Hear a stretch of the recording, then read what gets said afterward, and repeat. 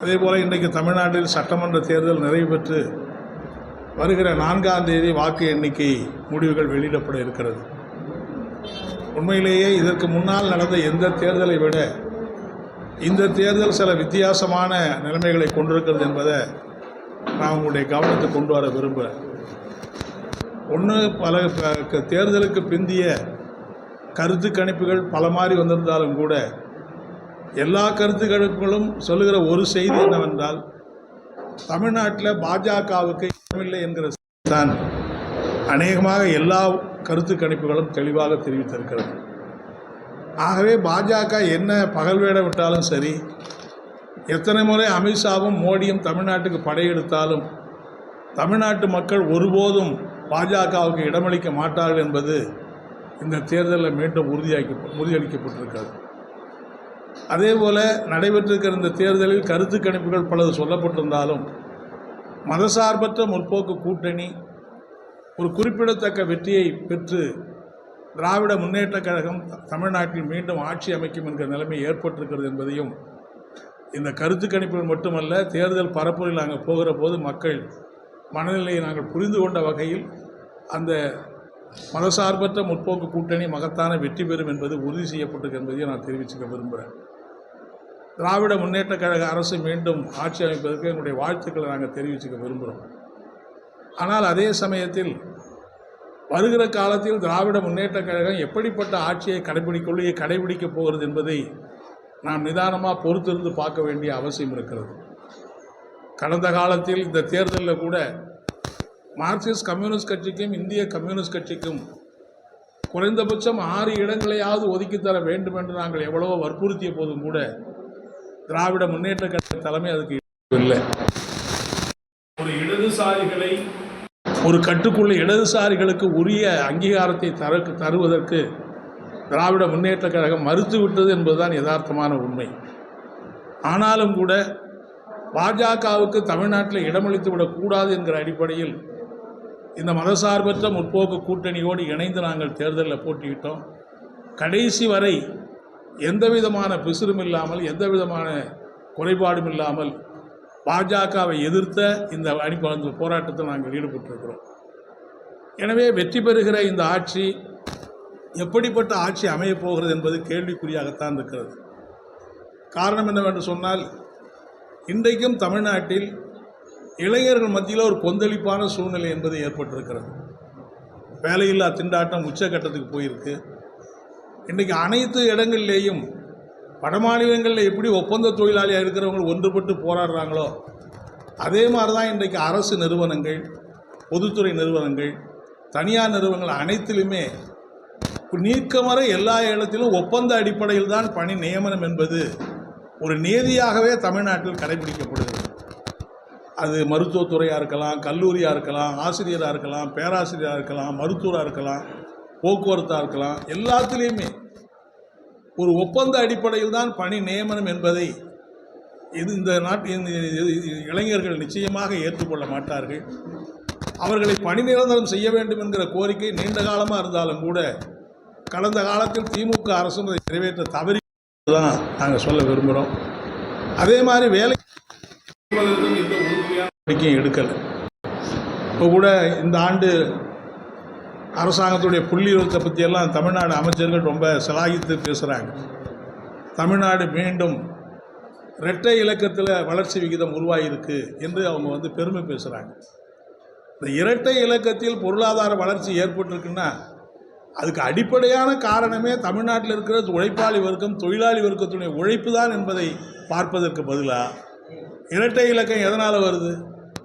ஆனால் அப்படி இரட்டை இலக்க உற்பத்தி வளர்ச்சி விகிதத்தை கொடுக்கக்கூடிய தொழிலாளிகளுக்கு நம்முடைய அரசு என்ன கொடுக்கறதுங்கிறது தான் ஒரு மிகப்பெரிய கேள்வியாக இருக்கும். இப்போ நீங்கள் பார்த்தீங்கன்னா ஸ்ரீபெரும்புதூரில் அங்கே இருக்கிற கார்ப்பரேட் நிறுவனங்களை எதிர்த்து போராடுகிறாங்க. சிஐடி போராடுது. அந்த போராட்டத்தில் ஈடுபட்டிருக்கிற எங்கள் தொழிற்சங்க தலைவர் தோழர் முத்துக்குமாரை தேர்தல் அறிவிக்கப்பட்ட பிறகு கைது பண்ணி ஜெயிலில் வைக்கிறாங்க. பிறகு 1 மாதம் 15 நாள் 20 நாள் ஜெயிலில் இருந்த பிறகு இப்போ கண்டிஷன் பெயிலில் விழுப்புரத்தில் இருக்கிறாங்க. கஞ்சா கடத்துகிற, கொலை செய்கிற, கொள்ளையில் ஈடுபடுகிற, பாலியல் துன்புறுத்தல் இவங்க பேர்லெல்லாம் கைது கிடையாது, கண்டிஷன் பெயில் கிடையாது. ஆனால் தொழிலாளி உரிமைக்கு போராடினாங்கிற ஒரே காரணத்துக்காக அந்த தொழிலாளிகளையும் தொழிற்சங்க தலைவரையும் கைது செய்வது தான் இந்த அரசாங்கத்துடைய அணுகுமுறை என்றால் அதை ஒருபோதும் தமிழ்நாட்டு மக்கள் ஏற்றுக்கொள்ள மாட்டார்கள். மார்க்சிஸ்ட் கம்யூனிஸ்ட் கட்சியை பொறுத்தவரையில் நிச்சயமாக இப்படிப்பட்ட அணுகுமுறையை எதிர்த்து உறுதியான போராட்டத்தை வரக்கூடிய காலத்தில் நடத்துவோம் என்பதை இந்த மே தின நன்னாளில் நாங்கள் சூழலிக்க விரும்புகிறோம். அதே மாதிரி அடுத்த மூணாவது விஷயம், வேறு எந்த தேர்தலை விட இந்த தேர்தலில் இளைஞர்கள் மத்தியில் ஒரு பெரிய எழுச்சி ஏற்பட்டிருக்கிறது என்பதை நம்மால் பார்க்க முடிகிறது. அதாவது வழக்கமாக தேர்தல் நடக்கிற நேரத்தில் இளைஞர்கள் வேறு எங்கேயாவது இருப்பாங்க. ஆனால் இந்த முறை அப்படி இல்லாமல் இளைஞர்கள் மத்தியில் தமிழ்நாட்டில் ஒரு மாற்றம் வேணும் என்கிற மாதிரியான ஒரு அரசியல் புரிந்துணர்வு ஏற்பட்டிருக்கு என்பதை தான் நம்ம வந்து பார்க்க முடியும். எனவே அப்படிப்பட்ட இளைஞர்கள் ஒரு அரசியல் ரீதியாக இப்போ தேர்தலில் வாக்களிப்பது ஒரு மாற்றம் வேணுங்கிற முறையிலே ஒரு நோக்கத்துக்கு வந்திருப்பது என்பது இளைஞர்களுக்கு ஏற்பட்ட எழுச்சி வரவேற்கத்தக்கது, பாராட்டத்தக்கது. எனவே அந்த இளைஞர்கள் எதிர்காலத்தில் தமிழ்நாட்டினுடைய வளர்ச்சிக்கு, தமிழ்நாட்டு பொருளாதார வளர்ச்சிக்கு, தமிழ்நாட்டில் தொழில் வளர்ச்சிக்கு சாதி மத இப்படிப்பட்ட பணுக்கள் இல்லாத, சாதிய முரண்பாடு இல்லாத அப்படிப்பட்ட ஒரு திசையை நோக்கி அந்த எதிர்கால இளைஞர்களை வளர்த்தெடுப்பதில் மார்க்சிஸ்ட் கம்யூனிஸ்ட் கட்சி தன்னுடைய பங்களிப்பை ஆற்றும் என்பதை இந்த நேரத்தில் நான் தெரிவிச்சிருக்கிறேன். அதாவது பாஜக அரசாங்கம் நிறைய சொல்லிக்கிட்டே இருக்கலாம். ஒரு இன்னைக்கு உலகத்தையே அச்சுறுத்தக்கூடிய அமெரிக்க ஏகாதிபத்தியத்தை எதிர்த்து ஒரு வார்த்தை கூட சொல்லுவது மோடி அரசாங்கம் தயாராக. என்னன்னா கம்யூனிஸ்டுகள் தான் உலகத்தை பற்றி பேசுவாங்க, உலக நிலங்களை பற்றி பேசுனா அது கிண்டலு கேள்வி பேசுறது கூட உண்டு. ஆனால் இன்னைக்கு உலகத்தில் எங்கேயோ ஒரு இடத்துல நடக்கக்கூடிய யுத்தம் தமிழ்நாட்டில் இருக்கிற, இந்திய நாட்டில் இருக்கிற ஒரு சமையல் அறையும் பாதிக்கிற நிலைமை என்பது ஏற்பட்டது. இப்போ சமையல் எரிவாயுக்கு பற்றாக்குறை வந்திருக்கு. வணிக சிலிண்டருடைய விலை இன்னைக்கு மட்டுமே 950 ரூபா உயர்த்திருக்காங்க. இப்பவே 3500 ரூபா, 4000 ரூபா, 5000 ரூபா நிலைமை என்பது ஏற்பட்டது. சாதாரண தெருவில் வைத்துக்கொண்டு வியாபாரம் நடத்தக்கூடிய அப்படிப்பட்ட நிறுவனங்கள் மூடி கிடக்கிற நிலைமை என்பது ஏற்படுது. இந்த குறைஞ்ச விலையில் உணவுப் பொருட்களை வாங்கி சாப்பிட்டு அன்றாட வேலைக்கு போகக்கூடாத தொழிலாளிகளுக்கு ஒருவேளை உணவு கிடைக்கிற நிலைமை என்பது உணவு பற்றாக்குறை என்பது இன்னைக்கு ஏற்பட்டது. இதுக்கெல்லாம் காரணமே அமெரிக்க அரசாங்கத்தின் ஈரான் மீது தொடுத்திருக்கிற அந்த கொடூரமான யுத்தம், அங்கே ஏற்பட்டிருக்கிற அந்த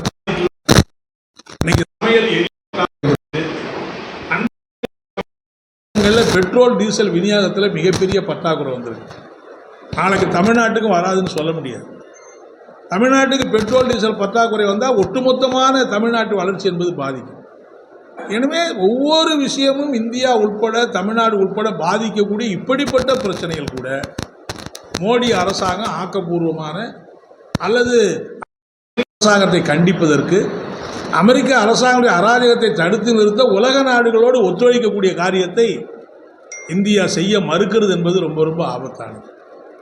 ஈரான் மீது குண்டு போட்ட போது நீங்கள் கண்டிக்கல.